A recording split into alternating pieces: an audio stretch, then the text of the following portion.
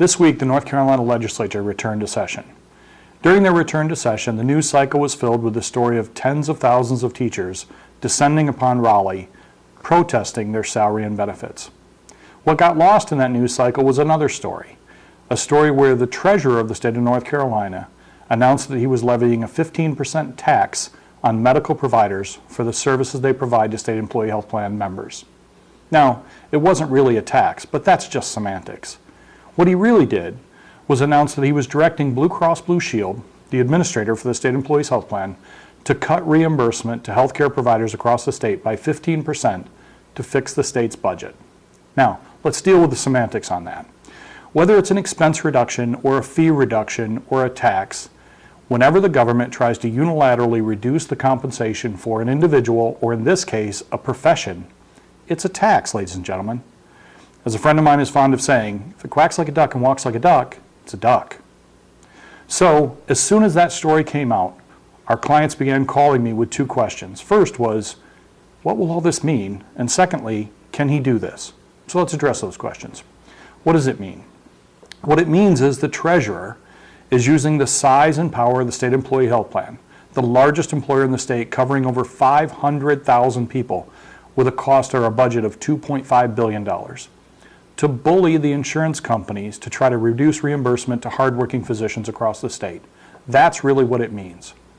If he's successful in making this happen, for many physicians, it means significant reductions in their revenue and thus significant reductions in their compensation. One of my clients, a fairly small medical group, did a quick calculation and realized that a 15% cut on state employees' health plan revenue for them would mean over $10,000 a year per doctor. That's right, a $10,000 a year tax on the hardworking physicians in the state of North Carolina. That's what it is. Now, the second question is, can he do this? Well, yes and no. Now, what he can't do is unilaterally enforce that cut to the physicians and hospitals in the state and make it stick. What he can do is use the power of being the largest employer in the state to force an insurance company to try to bend to his wishes. Because what Blue Cross Blue Shield knows is that if they don't do it, somebody else will. Cigna, Aetna, United, some other insurance company would be more than happy to take that business and try to push forward that pay cut. So he can't force the issue, but he can make it probably happen. So what will happen? What's likely to occur on this?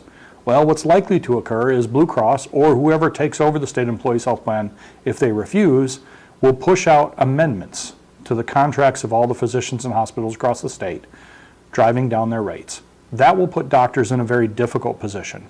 Their choice will be this: either accept the amendment and then therefore take the tax, or decline it and lose that relationship with all of those patients. Those patients will have to find new physicians, and in some areas it'll be very difficult to do. So those teachers that were protesting this week about their wages and their compensation didn't realize that one of the things that was happening behind the scenes is their benefits are likely to get reduced.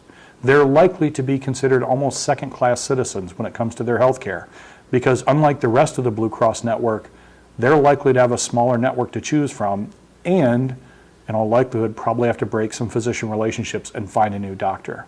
Now, surely the treasurer consulted with the governor's office, the legislature, the North Carolina Medical Society, the Hospital Association, physicians, consumers. Surely he sought input from all of those groups before making this unilateral announcement.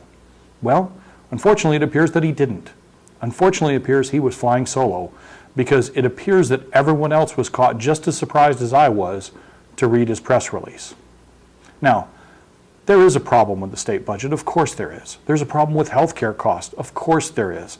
No one's denying that. Heck, I wrote a whole book on it. The problem isn't that there's a problem. The problem is he's going about it the wrong way.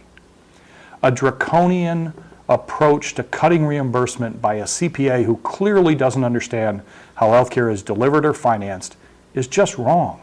It's ill-advised, and it's likely to have worse consequences than what it's trying to solve. So here's my message. Mr. Treasurer, do this the right way. Have physicians be part of the solution. The analogy that sort of comes to mind is we're all on an airplane. It lost an engine and it's losing altitude. Somebody yells, we've got to lighten the load. We've got to throw dead weight overboard. You don't start by throwing over the pilot. the pilots necessary to land this thing, and physicians are an important part of making this solution. They understand how healthcare is delivered. So include them. Heck, my office is only a couple blocks away. If you need some help, I'm more than happy to pitch in. So, Mr. Treasurer, please, do your job.